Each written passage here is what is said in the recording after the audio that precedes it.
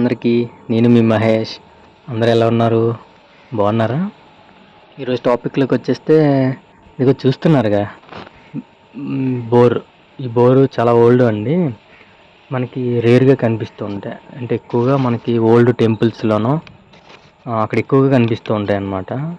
చాలా old bore ఇది. ఈ బోర్ అనేది ఏం జరిగిందంటే మనకి యాక్చువల్గా మొన్న రిపేర్ వచ్చింది. రిపేర్ వస్తే రిపేర్ కొంచెం చేయించిన తర్వాత దీంట్లో కొంచెం ప్రాబ్లం ఒకటి ఉంది. ఏంటంటే ఇది కొంచెం హైట్ ప్రాబ్లం అండి. చాలా డౌన్కి ఉండేది.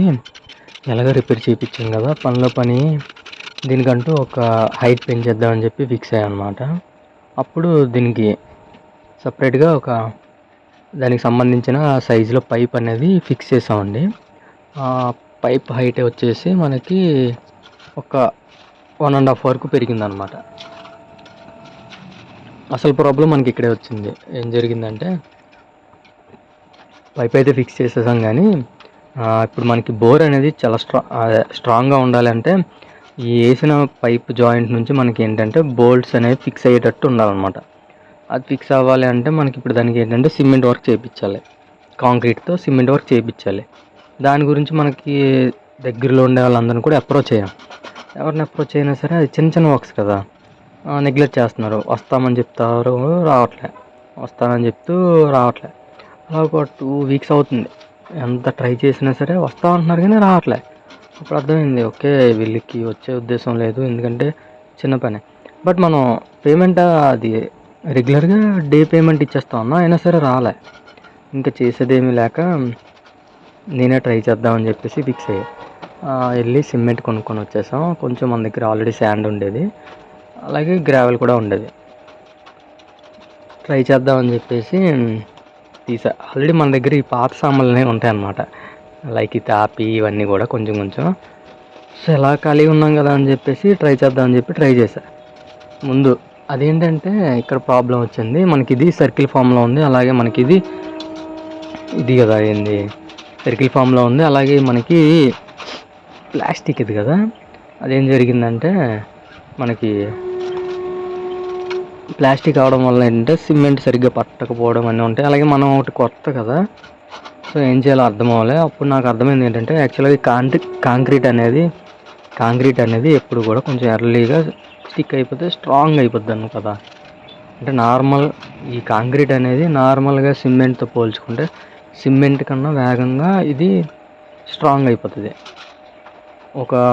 కొన్ని నిమిషాల్లో ఇది స్ట్రాంగ్ అయిపోతుంది. కాబట్టి ఏంటంటే బేస్మెంట్ కొంచెం గట్టిగా ఉండాలి కదా.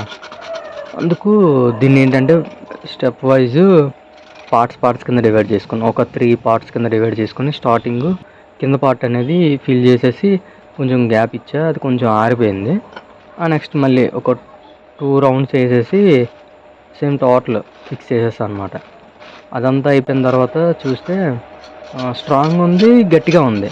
బట్ ఏంటంటే ఈ పిక్కల వల్ల ఒక షేప్లో లేదనమాట. అంటే కొంచెం రాళ్ళు పైకి తేలుతూ గజిగజిగా ఉందన్నమాట. చూసే వాళ్ళకి కొంచెం బాగోదనిపించేసి అప్పుడు మళ్ళీ నార్మల్గా వేసుకుంటుంది కదా, దాన్ని సిమెంట్ అనేది యాడ్ చేసేసి ప్లాస్టింగ్ వర్క్ చేశాను అనమాట. ఈ ప్లాస్టింగ్ వర్క్ చేసేటప్పుడు ఏంటంటే మనకి ఈ ఒండ్రు కలుపుకోవాలి. సిమెంట్ది వాటర్లో మిక్స్ చేసేసి ఒండ్రు కలుపుకుంటే అది కొంచెం స్ట్రాంగ్గా స్టిక్ చేసేస్తుంది అనమాట. సో అందుకు మనం ఒండ్రు కలిపేసి ఫైనల్గా ఏదో ఒక షేప్లో తీసుకొచ్చేసాము. ఈ షేప్ చూడండి. ఇందుకే నేను చేసిన అంటే ఎండలో ఏదో కష్టపడి మరీ చేసేసాను.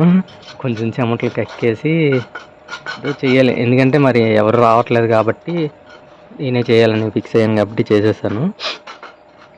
అందుకే నేను చేసిన వర్తే అంటారా?